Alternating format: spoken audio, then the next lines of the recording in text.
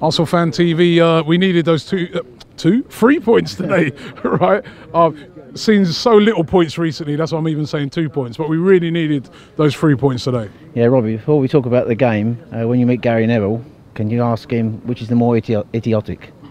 The professional footballer who rushes 60 yards across the pitch to the away end to kiss the badge and incite the crowd, the professional footballer who picks up a coin, hurls it into the crowd, which could have had someone's eye out, or the passionate fan who wants to come on social media, pay his money and vent his feelings about the club.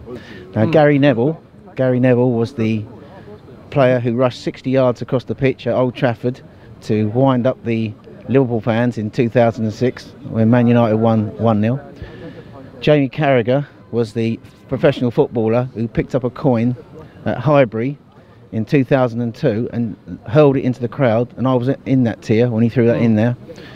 And we've got passionate fans who pay their hard-earned money. I worked the whole night and come here and watch football today, and I just want to have an opinion on the club. I love the club, and so all the fans like DT, Troops, we love the club. We're entitled to our opinion. Now these professional footballers are paid for their opinion, all right? They sit there like juggernauts of justice, but in the heat of the moment, they prove just as fallible as all the people that they criticise. And I think that's a point well worth remembering when you meet Gary Neville. I'd like you to ask him those questions. I will do. Now, on the manager situation, I think last week was a defining moment in Arsene Wenger's managerial career at the club. Now, and it showed how far the two teams have come since we beat them 3-0 back here in September. Now, Conte learnt from the defeat. He went into that game. They are playing an system they believe in, with players in defined roles, in a structure that is working for the club. We look totally disjointed, unorganised. Now Gary Neville himself said, and I remember once I said it on ArsenalFanTV, I mocked him for it, he said Arsenal prepare like they're playing a Sunday League team.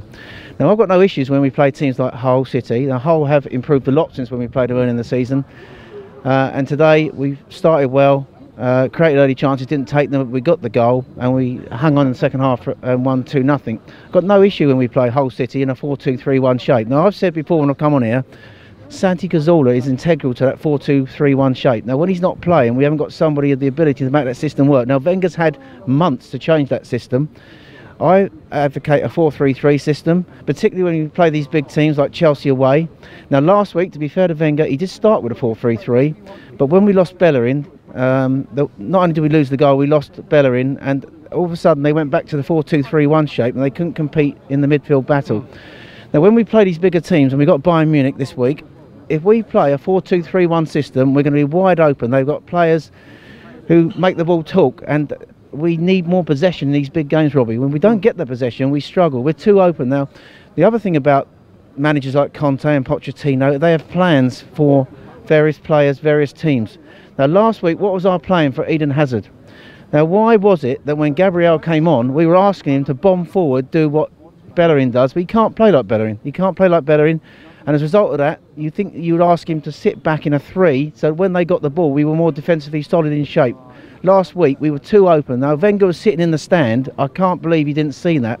He's been a fantastic manager for us, right? For 9 years, he brought unparalleled success to the club, and he changed the club beyond all recognition. Then there was the 6 years when we moved to the stadium where we was cash-strapped by money, and basically did a fantastic job keeping us in the Champions League. But the last 3 or 4 years, I think he's been found out. Now, I honestly believe, I don't want to see him sacked. I think he should go out on his own terms. But I think he knows, and I think he'll find at the end of this season, unless there's an absolute miracle and we win the Champions League, and I don't think we're good enough to win the Champions League this year, I'll be honest. Now, not always the best teams win the Champions League. Chelsea proved you don't have to be the best team to win the Champions League. But I think unless he wins the Champions League, I think it'll be the end of his reign. I think we need to be looking around for his replacement. Can he, just finally, can he do what Conte did and learn from what happened to him last week and then bounce back, get the team going on a run from now till the end of the season? I think he's wielded to this 4-2-3-1 shape. And I think that whatever he says to the players in the dressing room, we haven't got that mentality on the pitch. Now, you have to say that comes from the players. And he doesn't seem to have the ability to change games. And I think that will, when we look back on his career, you've got these coaches now, modern coaches like Pochettino and Conte, they changed games with they changed their shape. Now Tottenham at Man City the other week, when they were struggling in midfield, he went to a back three.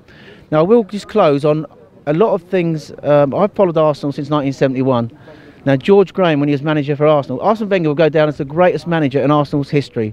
But George Graham, for me, gave me my 2 greatest moments as a fan. I went to Anfield in 1989, and we had to beat Liverpool by 2 clear goals that day.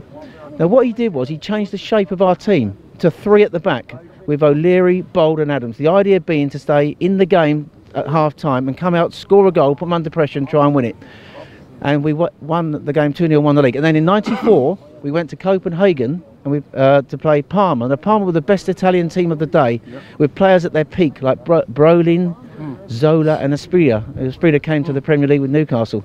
Now in that game, Ian Wright was suspended, our best forward, I believe. Smudger Smith might like me saying that, but I think he was suspended. And we lost Martin Keown in the warm-up. He changed the shape of the team. We got a goal through Smith, and we defended it with a shape and a very solid formation. Arsene Wenger seems incapable of giving us a solid shape that closes games out, and I think as good as he's been as a manager for us, I think that's the thing that when you look back on his career has let him down as an Arsenal manager, Rory.